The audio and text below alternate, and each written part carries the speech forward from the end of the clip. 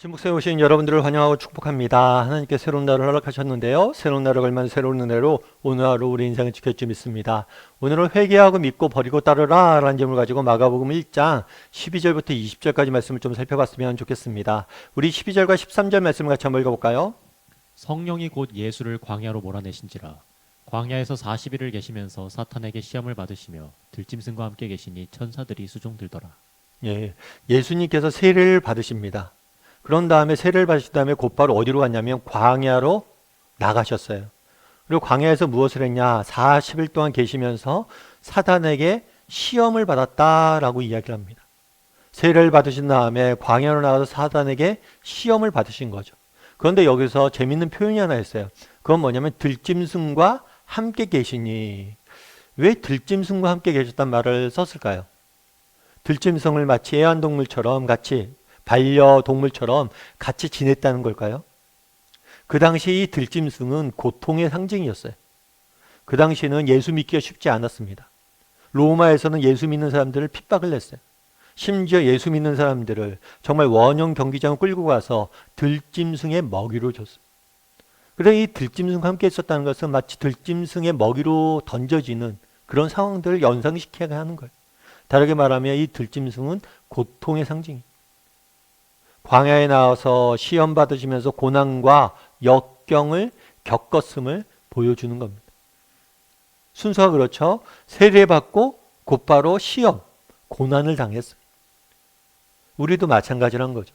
정말 우리가 예수님을 믿습니다. 그리고 세례를 받죠. 그런데 정말 예수님을 믿는다고 모든 고통으로부터 면죄부를 받는 게 아니에요.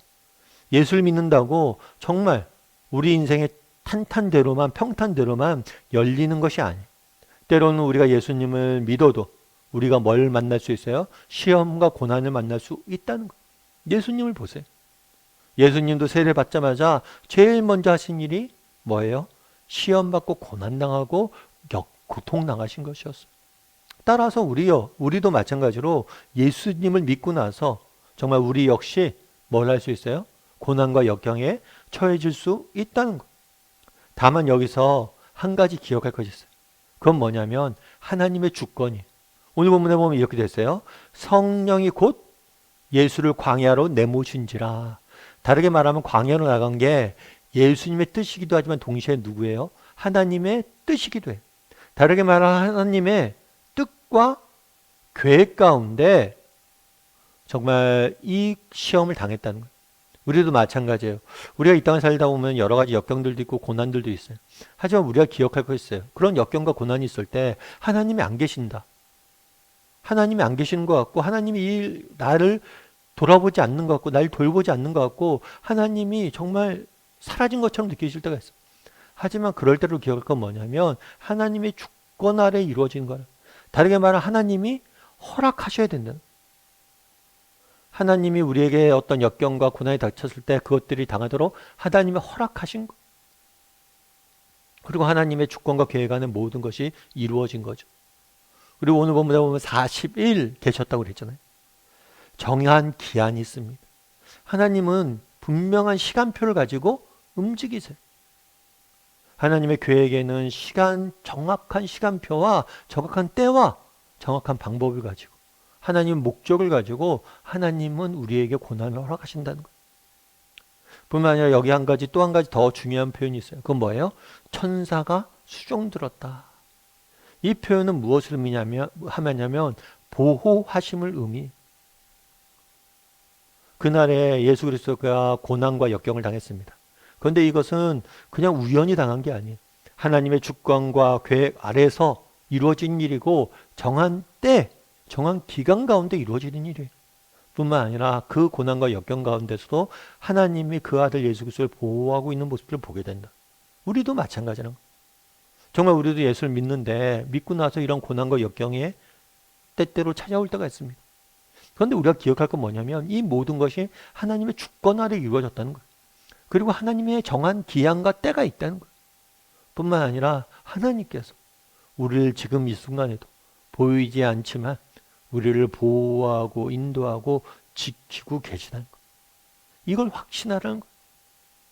그날에 예수님도 그랬다는 거예요. 예수님도 우리와 똑같이 고난 당하셨고 하나님이 주시는 은혜로 승리하셨다는 거예요. 우리도 마찬가지로 정말 고난당할 수 있지만 뭘 할 수 있어요? 하나님의 은혜로 우리도 승리할 거라는 확신을 가지라는 거예요. 여러분 박경리라는 작가를 아시는 분이 계실 거예요. 이 박경리라는 작가는 우리나라의 문학계의 거봉이라고도 불리는 분이시죠. 그리고 이분이 쓴 소설 중에는 한국의 근현대사를 배경으로 한 대하소설 토지라는 대하소설이 있어요. 이 토지라는 대화소설은 뭐 영어나 일본어 등 외국어로도 번역될 정도로 출간될 정도로 정말 많은 사랑을 받았어요. 그래서인지 몰라도 이 토지라는 뭐 소설은 드라마나 영화로도 몇 번 제작되기도 했었어요. 그럼 박경리 씨한테 한 번은 그런 이야기를 누가 물었어요. 어떻게 이렇게 위대한 작가가 될 수 있었냐? 어떻게 이렇게 위대한 작가가 될 수 있었을까? 그랬을 때 뭐라고 얘기하냐면 이런 얘기를 해요. 작가는 자기의 고통과 불행을 자양반으로 삼아 자라는 존재다. 무릇 작가라는 존재는 스스로 고난의 수용자가 되는 것이다. 고통과 불행에 대한 자의식 없이 대작가가 되었다면 그것은 하나의 기적이라고 볼 수밖에 없다.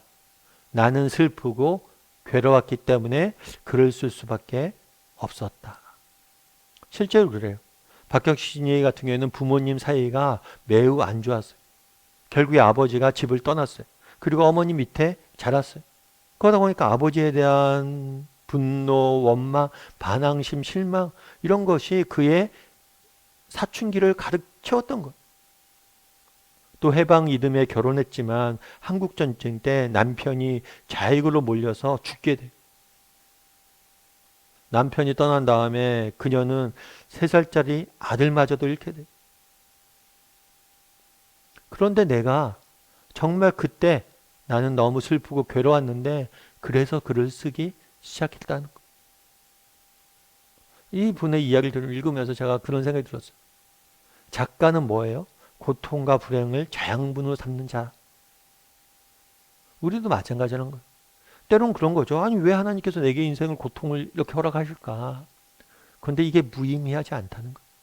하나님께서 우리 인생에 고통을 허락하신 데는 분명한 이유가 있다는 거예요. 그날의 예수 그리스도를 보라는 거예요. 예수 그리스도도 세례받자마자 나가서 고난당하셨어요. 하지만 그 모든 것이 하나님의 주권 아래에 있었고 하나님의 인도하심과 보호하심에 그것들을 이겨냈다는 거예요. 그리고 이 고통의 시간들이 더 정말 아름답게 우리를 빚어가시는 수단으로 되어졌다는 거.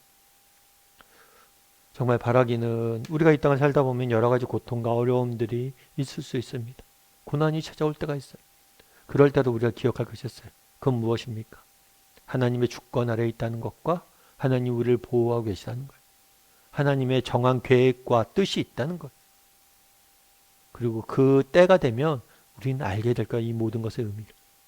그런 믿음을 가지고 정말 어떤 고난과 역경 가운데서도 정말 고난과 역경을 이겨내신 예수 그리스도를 바라봄으로 날마다 승리하는 저나 여러분이 되기를 주님의 이름으로 소원합니다.